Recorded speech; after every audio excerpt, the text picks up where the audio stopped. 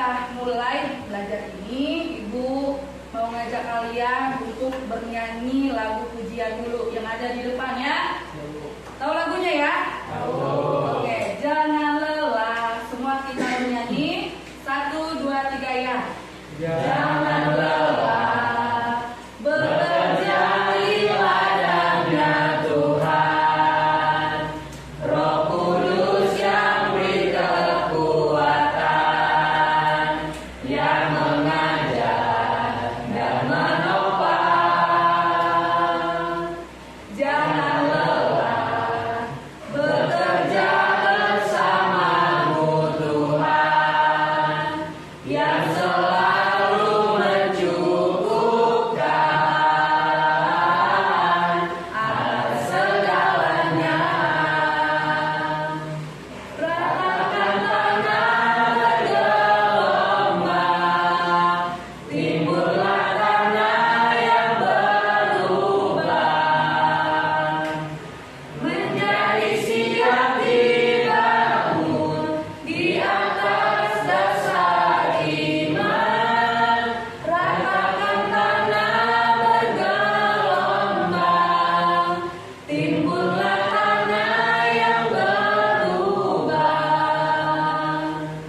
menjadi siap dibangun di atas dasar iman. Mari kita bersatu di dalam doa. Terima kasih Tuhan Yesus buat siang hari ini kami bisa berkumpul di tempat ini Bapa. Itu semua karena berkat kasih karunia Tuhan kepada kami. Saat ini kami dan anak-anak kami di sini berkumpul untuk belajar kebenaran firman-Mu melalui materi pelajaran kami ya Tuhan.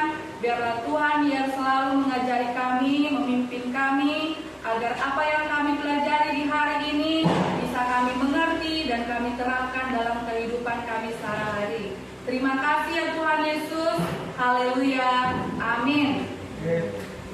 Oke, baiklah. Sebelumnya semuanya sehat? Ya. Ada yang nggak hadir? Siapa? Satu, Christian.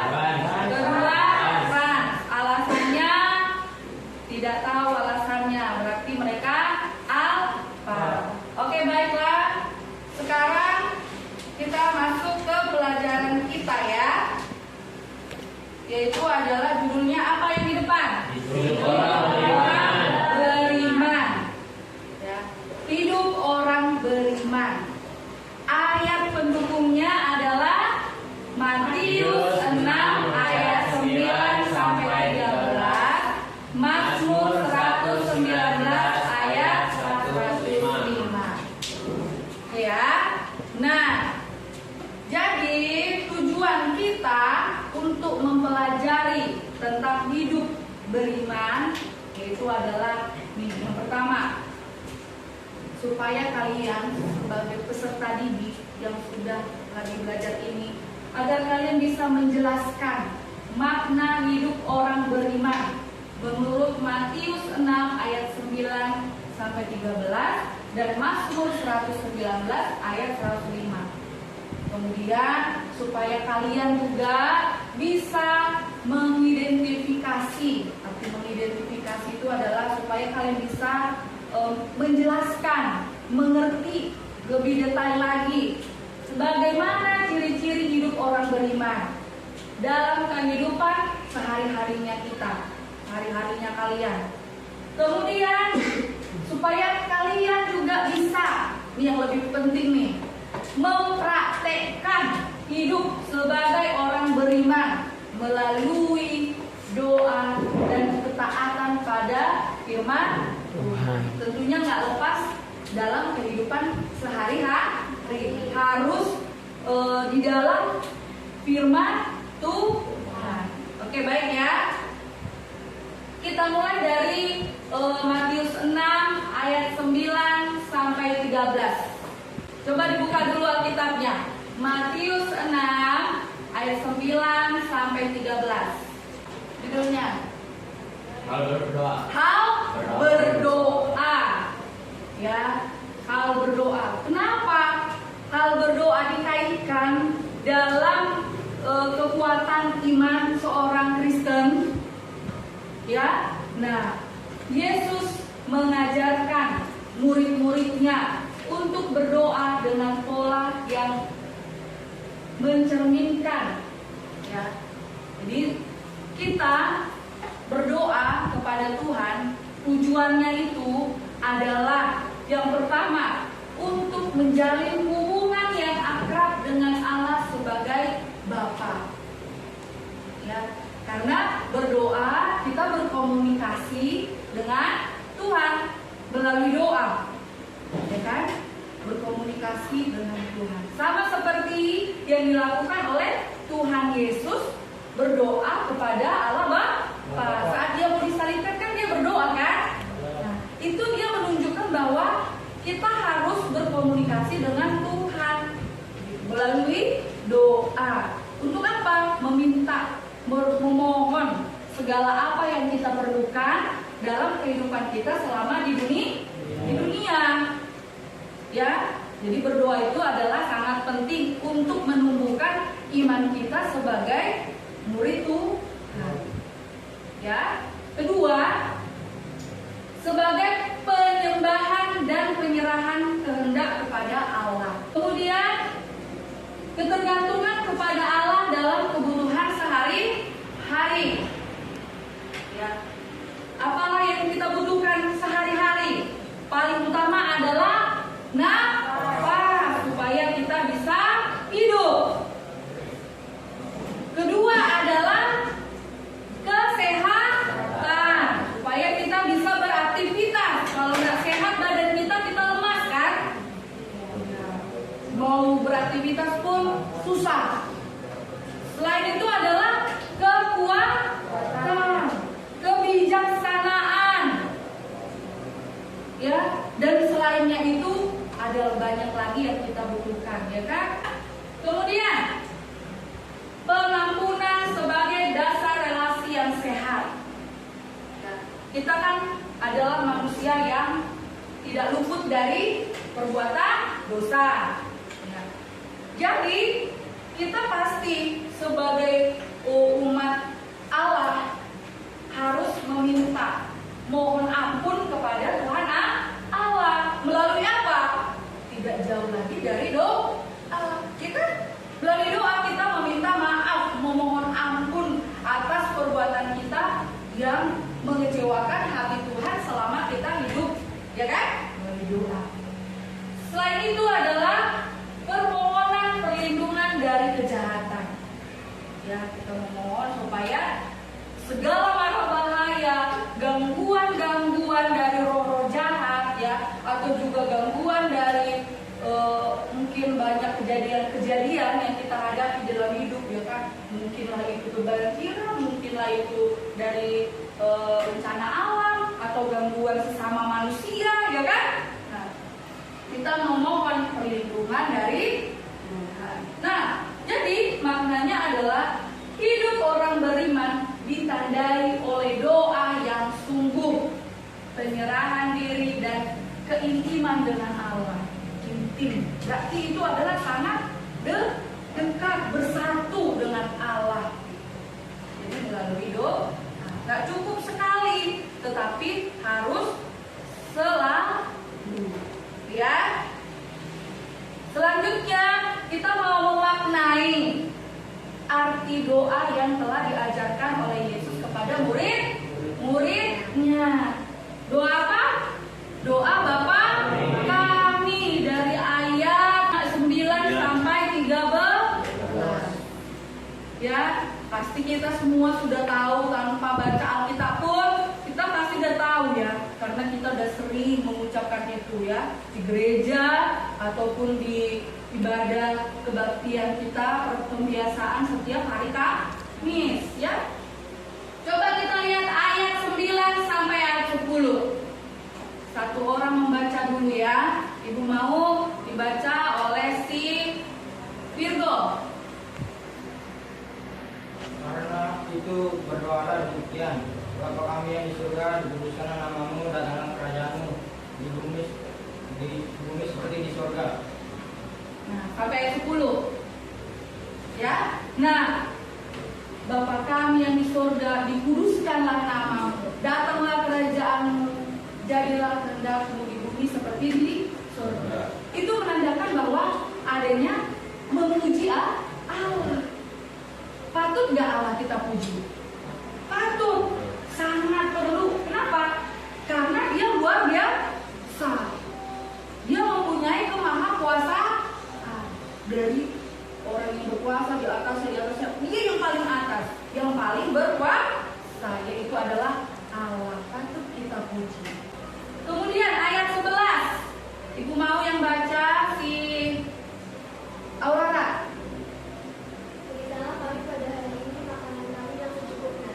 Nah, berikanlah kami pada hari ini makanan yang secukupnya. Kita meminta supaya kita diberkati. Ya, walaupun di situ dikatakan hanya makanan, tetapi Allah memberkati dan mencukupkan kebutuhan kita. Kebutuhan kita kan banyak ya. Bukan hanya makanan kan, tempat tinggal, pakaian, pekerjaan begitu. Tetapi yang diminta bukan sebanyak-banyaknya, tapi yang dimintanya apa? Secukupnya. Gitu. Kita meminta secukupnya. Karena Tuhan sudah lebih tahu apa yang kita butuhkan. Gitu. Tapi kesadarannya kita memohon nggak kepada Tuhan? Kita lapor nggak kepada Tuhan apa yang kita butuhkan dalam hidup?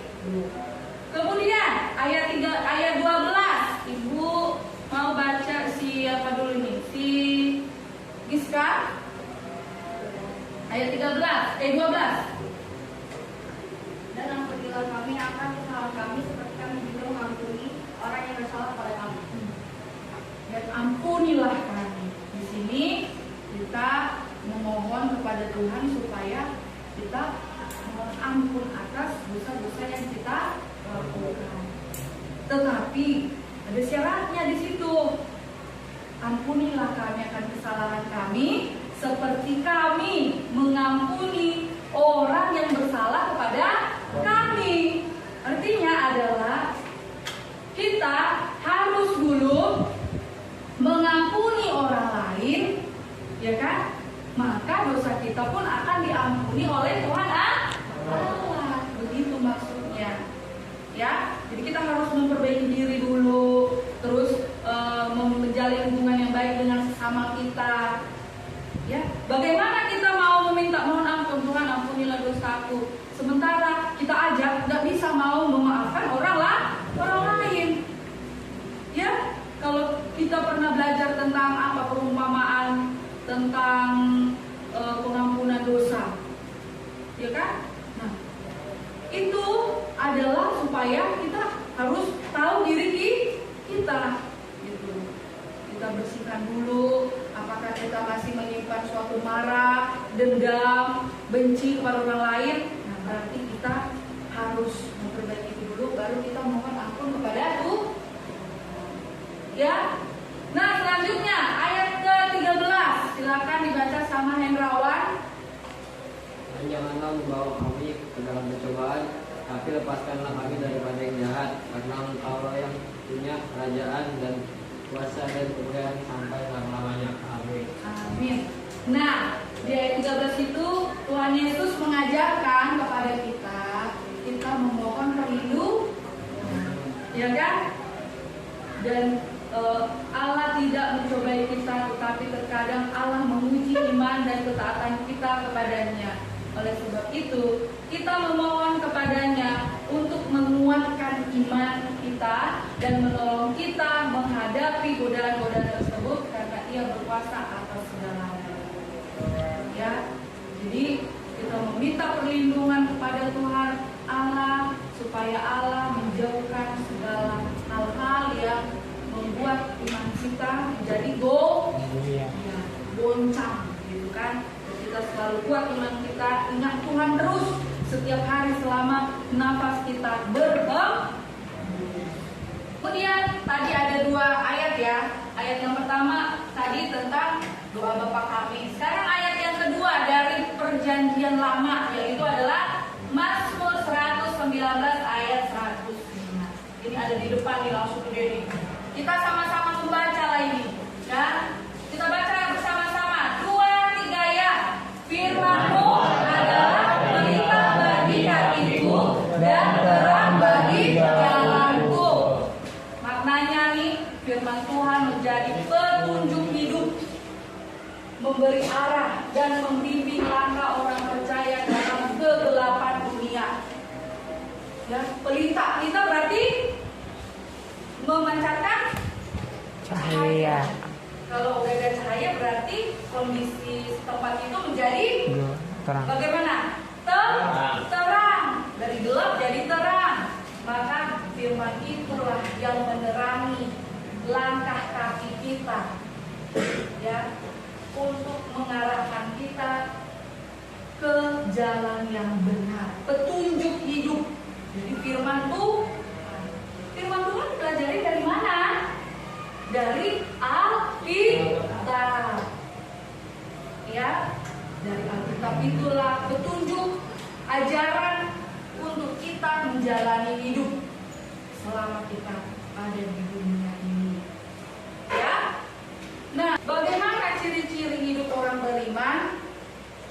Yang pertama, mengandalkan Tuhan melalui. Yang kedua, menjadikan firman Tuhan sebagai pedoman hidup. Kalau menjadi pedoman hidup berarti pegangan kita ya. Ada orang punya pegangan lain selain Tuhan. Ada kan? Apa pegangannya? Iblis. Ada orang punya pegangan jimat, ya kan? Jimat yang dapat dari mana? Kita orang pintar kalau kata orang, ya kan? Jangan sampai manusia itu kena tipu daya oleh iblis. Pegangan kita hidup adalah Tuhan. firman Tuhan. Firman Tuhan itu dari Allah. Siapa yang nulis Alkitab? Memang manusia, para nabi, murid-murid Tuhan, ya kan? Tapi dia itu bisa mendengar suara Tuhan. Nah, suara Tuhan itulah yang dituliskan dia di dalam ayat Alkitab yang perlu kita pelajari hingga sampai saat ini. Gitu ya. Ketiga, menghidupi nilai-nilai kasih, pengampunan dan kebenaran di dalam dirinya. Ya kan? Benar? Benar nggak? Jadi harus dihidupkan itu nilai kasih itu, nilai pengampunan itu, dan kebenaran itu dalam dirinya. Itulah ciri-ciri orang yang beriman. Ada kasih dalam dirinya, ada pengampunan, ada juga kebenaran. Ya, jadi siapa nih yang suka berantem, suka marah sama temannya, kan? Perbaiki dirinya, biar kuat imannya.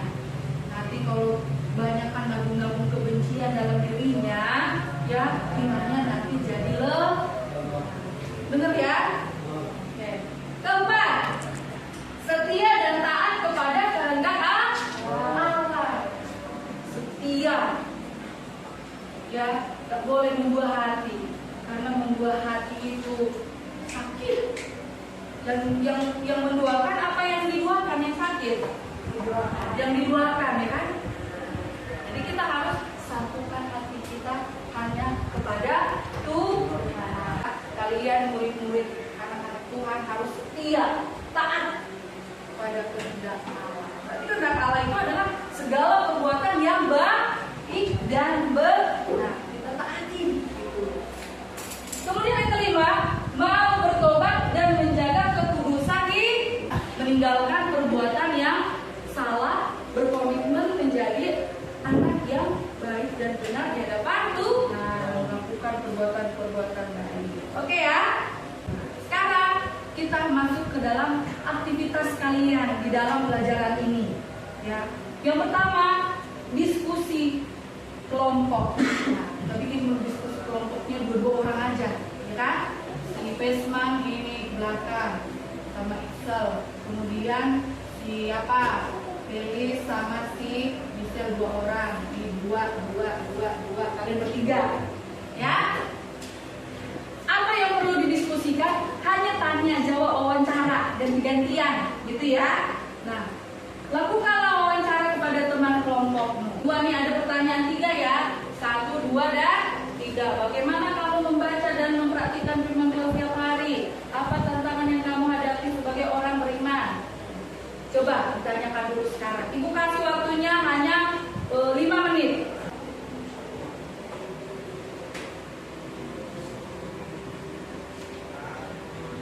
Ya, boleh langsung bertanya-tanya dulu, 5 menit.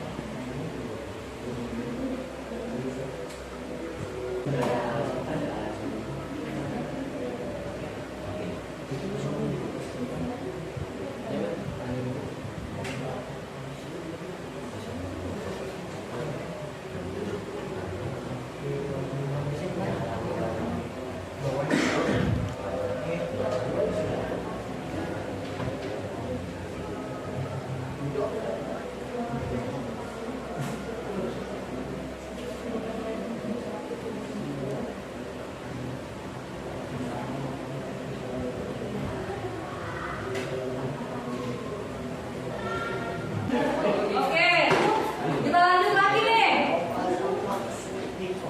Sekarang ini pribadimu ya. Sekarang yang kedua ini adalah pribadimu, bukan lagi pertanyaan ke teman ya. Tulis pengalaman saat firman Tuhan menuntun keputusan hidupmu. Tulislah pengalamanmu. Pernah nggak kamu mengambil sebuah keputusan? Ya, dan keputusan ini kamu bawa dalam doa. Dan yang kamu ambil keputusan ini adalah Tuhan turut campur tangan sehingga keputusan ini berjalan dengan baik. Ini pertanyaan terakhir lagi nih. Tulislah sebuah doa. Ya, doa pribadimu yang mencerminkan isi doa Bapa Kami. Maksudnya doa pribadimu lah. Untuk kamu mensyukuri hidupmu.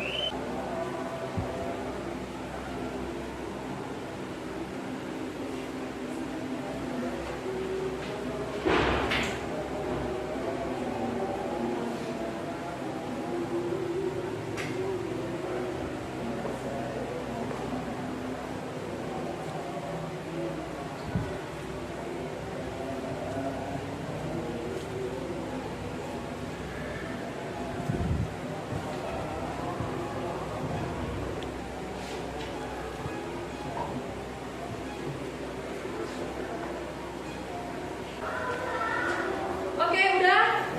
Oke, Ibu mau satu orang membaca ke depan apa yang telah ditulis tadi. Ya, mulai dari hasil diskusi kelompoknya, kemudian renungan tentang apanya tadi, pengalamannya dan doanya. Oke, Ibu Mono dulu. Ayo silakan Mono, bacakan ke depan, presentasikan ke depan dulu. Kamu di depan situ. Buka maskernya ya. Bacakan saja. Teman-teman, saya akan memberikan hasil wawancara dengan teman saya yaitu Alif Irfano. Itu soal pertama, apakah kamu sudah menjadikan berdoa sebagai pegangan hidup? Sudah, karena berdoa adalah cara kita berkomunikasi dengan Tuhan. Bagaimana kamu membaca dan mempraktikkan firman Tuhan setiap hari? Membaca pada saat waktu senggang dan dipraktikannya pada saat di mana saja sesuai yang sudah saya baca. Apakah tantangan yang kamu hadapi sebagai orang beriman? Keinginan daging. Pengalaman hidup saya sendiri adalah pada saat saya sakit kepala, saya berdoa agar tetap bisa bersekolah padahal awalnya tidak mau bersekolah. Doa saya pribadi. Ya, dibaca. Bapa kami di surga, terima kasih atas berkat-Mu. Saya masih diberi nafas kehidupan sehingga saya masih bisa belajar dan akan firman-Mu. Pak Tuhan, pada saat ini berkatilah kedua orang tuaku agar mereka sehat dan diberi arahan ke arah yang lebih baik dan juga firman-Mu. Terima kasih ya Tuhan. Haleluya. Oke, pintar. Tepuk tangan buat si Sarwono. Sekarang si Isel. Mana Isel?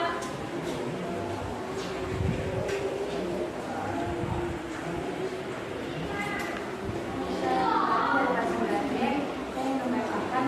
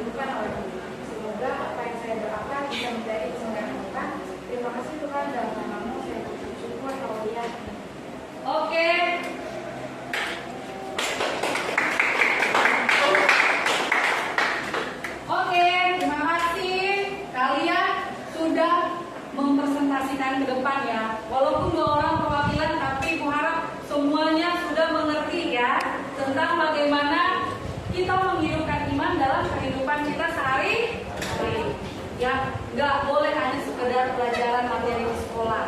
Ya, ini adalah pesan yang paling penting mengingatkan kita supaya kita ingat iman itu kunci kita dalam kehidupan agar mendapatkan keselamatan. Baik, kesimpulannya adalah baca dulu kemudian kesimpulan buat kita berdiri. Kesimpulan. Ibadah sejati adalah gaya hidup yang menyembah Tuhan dalam roh dan kebenaran. Ini adalah perjuangan untuk hidup dekat dengan Allah setiap hari. Dalam segala hal untuk menjalin hubungan yang dekat dengan Tuhan, maka kita harus memberi bersedia dengan tulus berdoa, beribadah dan melakukan kehendak Tuhan sesuai dengan ajarannya dalam firman Tuhan. Oke, jadi kesimpulannya ya marilah anak-anak kita semua ya hiduplah takut akan Tuhan. Jalani hidup dengan taat, dengan berpedoman sama firman, kasih waktu untuk Tuhan. Ya, baiklah. Kita sudahi pertemuan hari ini, kita lanjut di kemudian hari ya. Maka sebelum kita menutup pertemuan kita hari ini, siapa yang memimpin doa? Ibu mau, Silvano pimpin doa pulang dan selesai pembelajaran. Berdiri ya.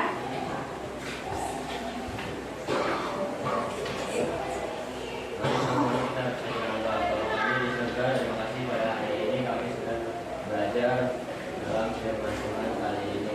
Apa yang kami sudah pelajarkan hari ini dapat kami terapkan setiap harinya dimanapun kami berada. Dan sebentar lagi kami ingin pulang ke rumah masing-masing. Berikanlah kami agar dapat pulang dalam keadaan selamat, tidak ada kekurangan satu apapun. Terima kasih Tuhan. Haleluya. Amin. Amin. Oke, baiklah, terima kasih. Si Besman. Kiri.